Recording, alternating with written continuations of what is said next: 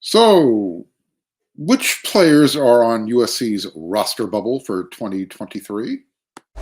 You are Locked On Trojans, your daily podcast on the USC Trojans, part of the Locked On Podcast Network, your team every day.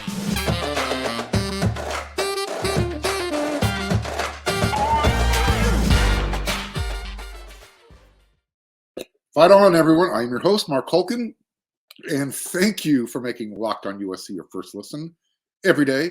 Whether you're watching me on YouTube or wherever you download your podcast, we are free, and I'm really glad you're coming along for the ride. Hope you're enjoying the show. If you are watching on YouTube and you haven't done it yet, you still got time. There's that red subscribe button. Go ahead, do me a favor, hit it. You like the show, hit like. And to all of you who already have subscribed, thank you so very, very, very much. This episode of Locked On USC is brought to you by FanDuel Sportsbook, the official sportsbook of Locked On. Make every moment more. Visit FanDuel.com/LockedOn today to get started. All right, so we know March Madness is going to be coming up soon. Teams are going to be on the bubble. We also know USC's football spring camp is going to be opening in March. When playing and touching bubbles, you got to have a gentle touch, right? So otherwise, they burst, kind of burst in your face. I'm going to use a real soft touch here with this subject. I'm not going to mention any names specifically who I might think are on the proverbial roster bubble. However, I think I'm going to present a case for each position room and let you guys, the listeners, decide. Is anybody on the bubble? When I say the bubble, let's look at it this way.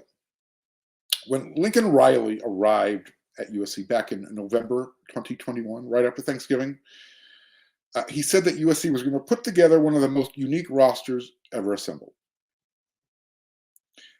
He was also asked pretty much straight up at his opening press conference, how much time did he think it was going to take to bring USC back and put her in her place, and I'm choosing these words here, on her throne.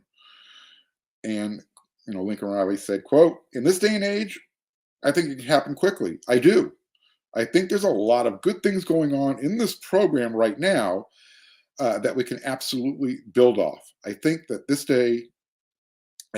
day and age, with the way college football works, you can turn over rosters in so many different ways and will be very, very deliberate, creative, and intentional about that," end quote. So, coach speak translation, the transfer portal is going to be used whenever the staff deems it necessary. That's what Lincoln Riley was essentially saying. When he was using the words deliberate and creative, I think those terms speak for itself. What about that part at the end where he said the intentional part of that quote? What was meant by that?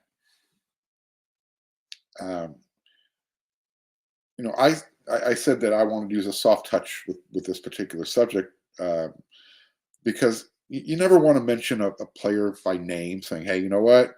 You're a bubble player." The coach might be considering, asking you to leave, because that I think to be more clear, concise, and to the point, that's what intentional might mean. Intentionally asking somebody to transfer. We know that happened when Lincoln got here in November 2021. There was enough locker room discord that certain players just said, "You know what? You're not in our plans."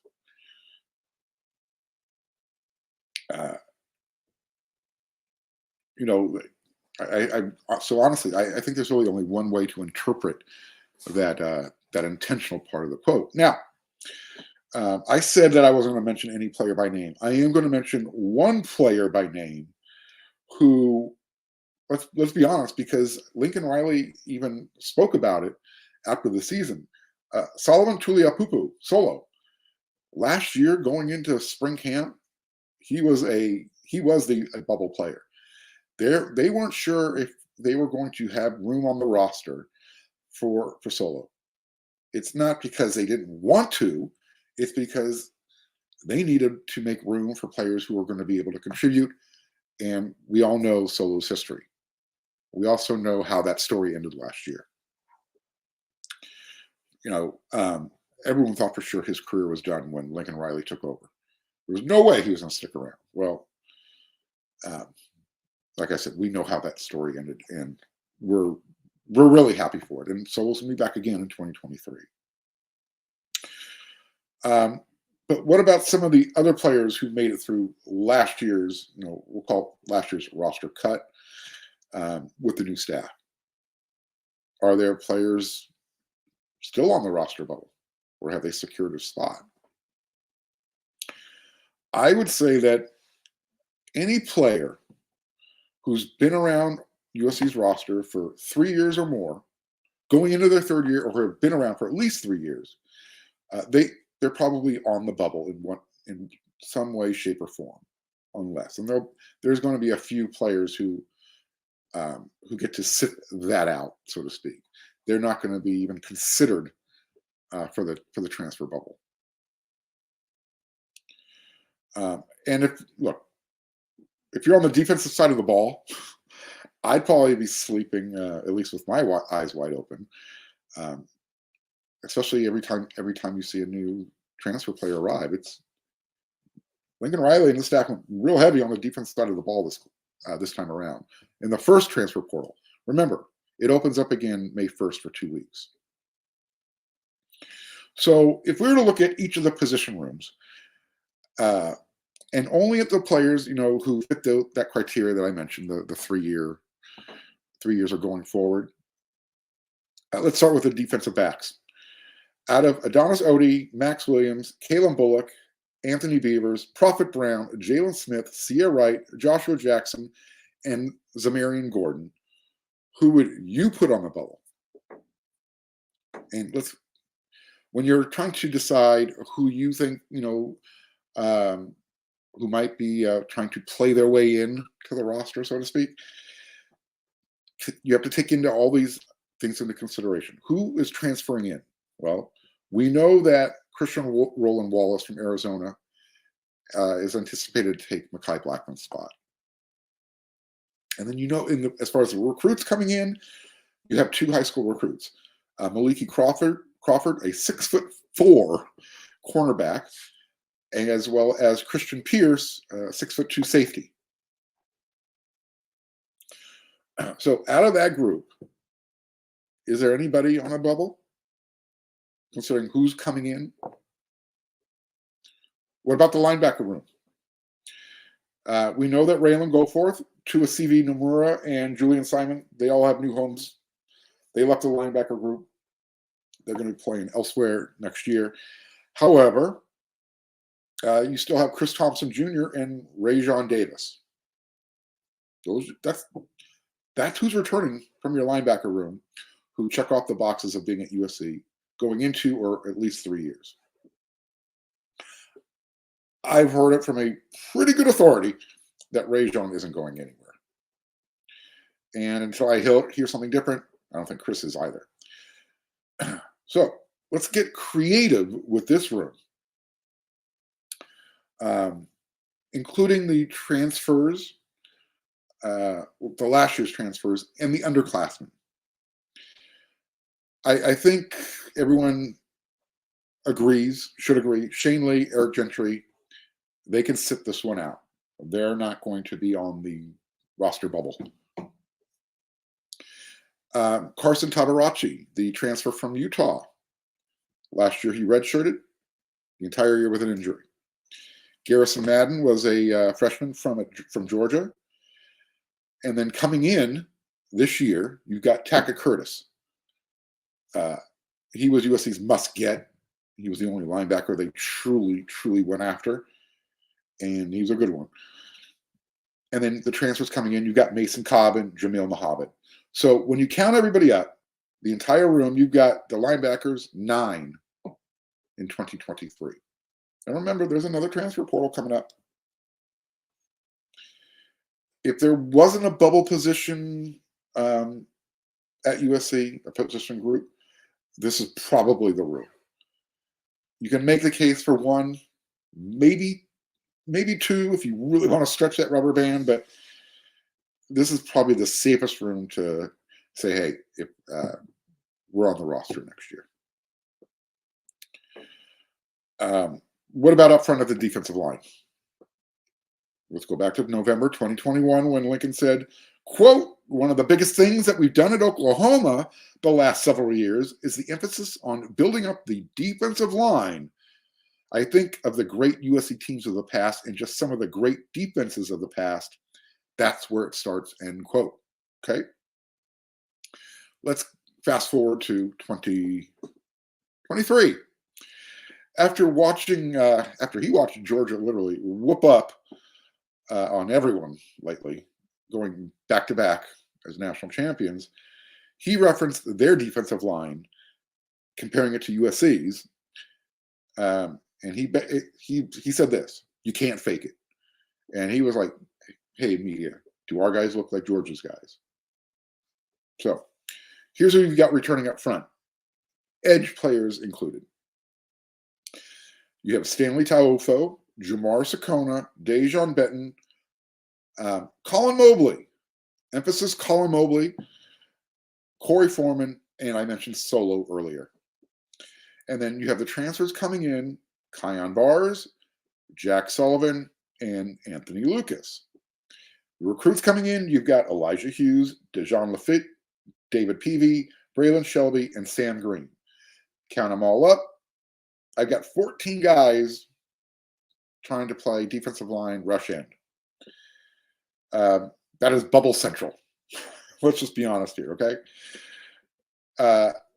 And we're not counting the transfers that are coming in this year or the high school recruits. And I kept emphasizing Colin Mobley's name because he did the hokey pokey with the transfer portal already this year.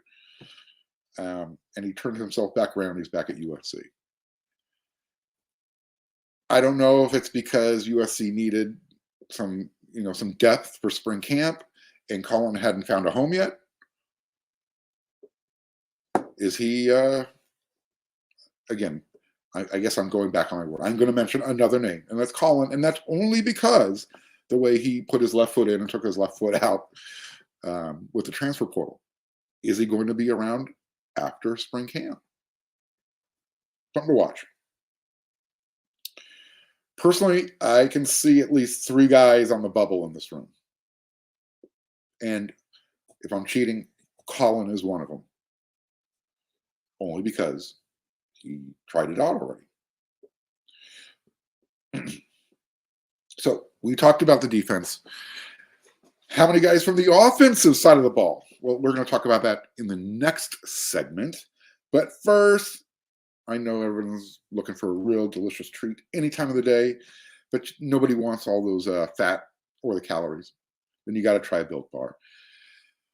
We're way past the New Year's. I'm way past any type of resolution, but I'm still trying to eat a little bit better. And if you're like me and you want to try and eat healthier, but you don't want to compromise taste, then man, I have got just the thing for you. You got to try Built. With Built, healthy is actually tasty.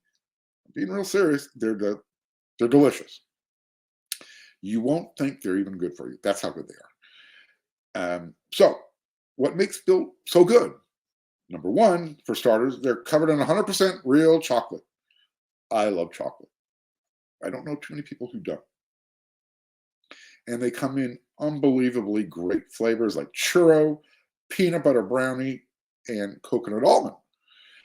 I'm not sure how Built does it, but these bars, they really do. They taste like a candy bar. And they do it by maintaining all the good things. Only 130 calories. You get only 4 grams of sugar, and you get a whopping 17 grams of protein. And now you don't even have to wait and order them online from Built. You can go get them at Walmart or Sam's Club. Head on over to Walmart, head over to the pharmacy section, and grab yourself a box of Built Bars. You can pick up a 4-bar box of their cookies and cream, the double chocolate, or their coconut puffs. Or if you're near Sam's Club, run in, grab a 13-bar box, and they have those flavors like brownie, batter, and churro. Trust me, thank me later. Once again, thank you for making Locked On USC your first listen every day. I mentioned March Madness earlier. You need to start checking out Locked On College Basketball. Everything you need to know about the game in one place. Plus, you're going to hear it from big-name experts, insiders, coaches, and the players. Locked On College Basketball, available on YouTube or wherever you get your podcast. All right, let's get right into it. Offense at quarterback. Excuse me. There's Caleb Williams, who's going to be watching Miller Moss and Malachi Nelson for the right to be his backup. Okay. Actually, they're battling to see who's going to be able to take over next year. Because obviously everyone anticipates this being Caleb's last season at USC. However, Malachi's, I don't think he's going to be available for spring camp. He's recovering from off-season shoulder surgery, not his throwing shoulder, his left shoulder. So again, I don't think he's going to be available for spring camp. However, this is a really good question for if 2024, the number one player in the country, quarterback recruit Dylan Raiola, decides to commit at some point during the season. Then things get real interesting next year, because now you've got Miller Moss, Malachi Nelson, who will be assuming a redshirt freshman, and incoming true freshman Dylan Raiola. Someone out of that group isn't hanging around at USC. Keep that receipt. Let's see. At running back, returning Austin Jones. Rayleigh Brown doesn't check off the 3-year box, but he's returning Darwin Barlow. Neither does Austin Jones, but those are your 3 returning running backs. And then transferring in, you've got Marshawn Lloyd, who's now at the real USC. And you have the 2 freshmen, Quentin Joyner and Amarian Peterson. I don't think I'm going out on a limb here. There's one potential bubble player in this room. We know it's not going to be the 2 incoming freshmen. And you guys can do the deduction from there. What about tight end? It's an interesting room. First of all, Lincoln Riley is now going to have to put his words into action. He was able to convince Walker Lyons, the highly touted tight end in the 2023 class, not to go to Georgia and not to go to Utah and to come to USC. Albeit he won't be available until 2024, Lincoln Riley needs to show that he is going to use the tight end. So out of the returning group, and all these guys are going to check off the criteria box. Jude Wolfe, Ethan Ray, Malcolm Epps, Lake McCree, and then you have incoming Cade Eldridge, who's coming in as a recruit. Bubble or no bubble, if roster spots are going to be needed after spring camp, if there's 2 or 3 players in the transfer portal that USC needs, and we know that USC is already over their 85 scholarship allocation, this is a room to get creative with, as Lincoln Riley said. I mentioned the names. You saw how the tight end was used last season. You saw which names disappeared last year that you thought you'd see more of out of that group. One of the most competitive rooms on this team is that wide receiver. Brendan Rice, Mario Williams, and the newest transfer, Dorian Singer, they're not going anywhere. All 3 of those guys, we know the first 2 came in last year. Dorian Singer is arriving now, so those guys are locked in. And then here's the guys you need to start checking off who've been around. Michael Jackson III, Kyron Hudson-Ware, Taj Washington, John Jackson III, and then you've got Zach Branch, Mekhi Lemon, and probably a real intriguing prospect, Jacoby Lane, coming in. So, out of the group of 10 wide receivers, I have two on the bubble. Interesting group. I'd hate to see anybody leave. But again, if you need roster space, you might be able to trim the bushes, so to speak, trim the hedges from that group. One, maybe two. And then let's just get right up to front. Offensive line. Justin Dietich, sit down. He's not going anywhere. Jonah Monheim, sit down, not going anywhere. The way Lincoln Riley and Josh Henson talk about those guys, they're starting. And so are at least two of the three transfers who are arriving, Ethan White, Michael Tarquin, Jared Kingston. The guys who are returning 3 years or more, Andres DeWerk, Gino Quinones, Caden Stevens, Mason Murphy, Andrew Malek, Cortland Ford. Those guys fit the put up or shut up group. Here's the thing though. Offensive line is that one group where you really want to be able to develop your guys. You want to give them the time to make it happen. Here's the other thing though. The other side of the coin. The transfer portal has really changed the learning curve, has really ramped it up, especially at offensive line. If the staff doesn't feel you're going to be able to contribute after 2 years, they're not going to wait for you in the third year. They're hitting that transfer portal. And we've seen that Lincoln Riley's being really aggressive with it. We saw it last year. We're seeing it again this year. Excuse me. The 5 offensive line recruits that are coming in 2023, they're going to be on that same quick learning curve once they arrive. So, again, this is, I think, the one position group that the transfer portal can really change the dynamic of recruiting. So, out of the 16 guys, save for the 5 who are arriving, the high school guys, you've got 11 spots looking for 2 deep. How many bubbles are going to be popped out of that room? Will they be making their announcement on social media if and when it happens? Will I be making the announcement? Or will it just will you just hear about it? Oh, so and so's in the transfer portal. Speaking of social media announcements, yay or nay? Should high school transfers be talking about making a transfer from one high school to the next? We're going to talk about that in the next segment. First, we're going to talk about FanDuel because the Super Bowl is this coming weekend. And man, are we excited, and we hope you are too, that our new sports betting partner for Locked On, that's FanDuel. And if you're new to FanDuel, that's even better because they have so many great features that make betting on sports fun and easy. New customers, if you join today, when you get started, you're going to get $150 in free bets. And that's guaranteed when you place your first $5 bet.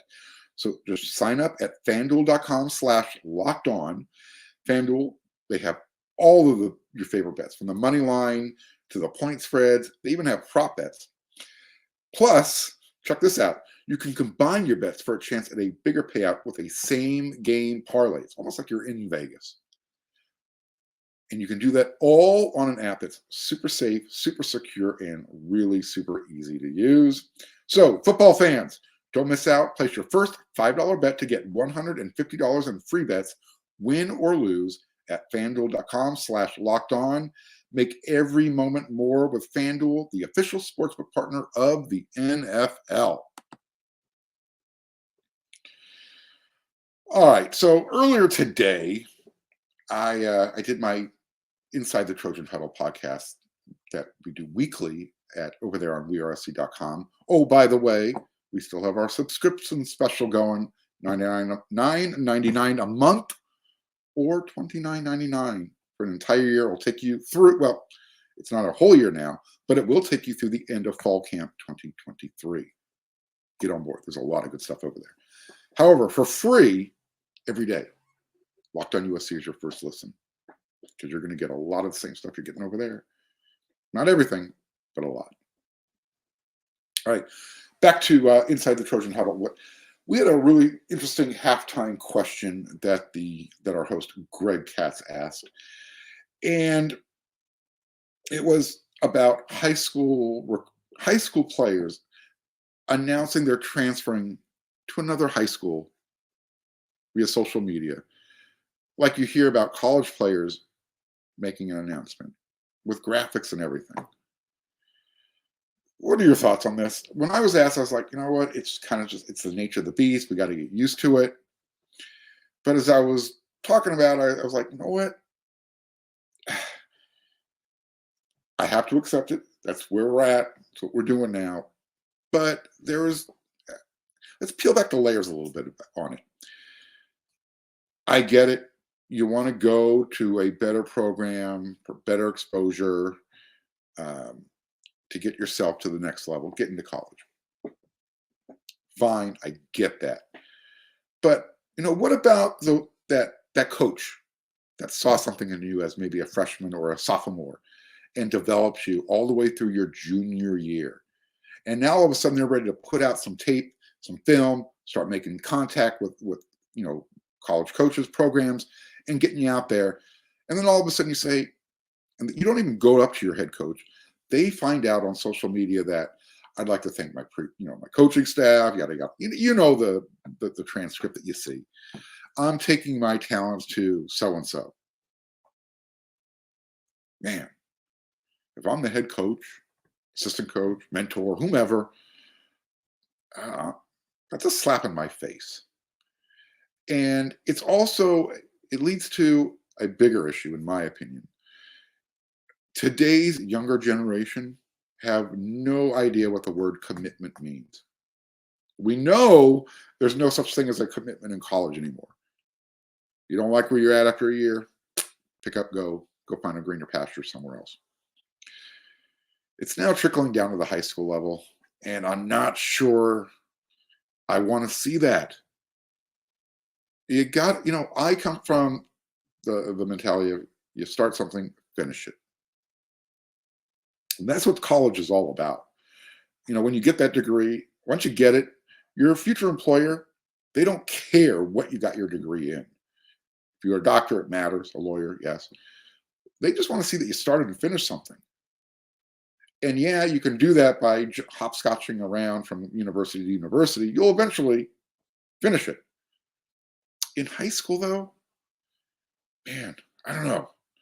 It's just, for me, there's that line in the sand, that camaraderie with, the guys you grew up with in your neighborhood for the most part.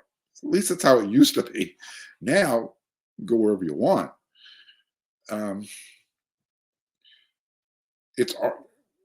school football in Southern California is dying slowly on the vine. And it's because 2-3 major private programs are gobbling up all the great talent. And the talent pool is already getting smaller because less and less players are starting to play high school football. There are programs that used to be able to field freshman, JV, and varsity teams. Now they struggle to just get a full varsity roster, let alone freshman or JV. So, what are your thoughts on this? Players using social media to announce they are transferring high schools. All right. Just thought we'd end the show with something different. Give me your feedback on that. I always want to hear what you have to say. But before we get out of here, I want to say once again, thank you for making Locked On USC your first listen every day. Head on over to Locked On College Basketball. You got to check it out. Everything you need to know from the insiders, players, coaches, everybody you want to talk to. Everyone you want to hear about college basketball from. Locked On College Basketball, available on YouTube or wherever you get wherever you download your podcast. All right. Locked On USC will be back again with another episode. We come at you 5 days a week. And once again, until that next episode comes around, you know what to do.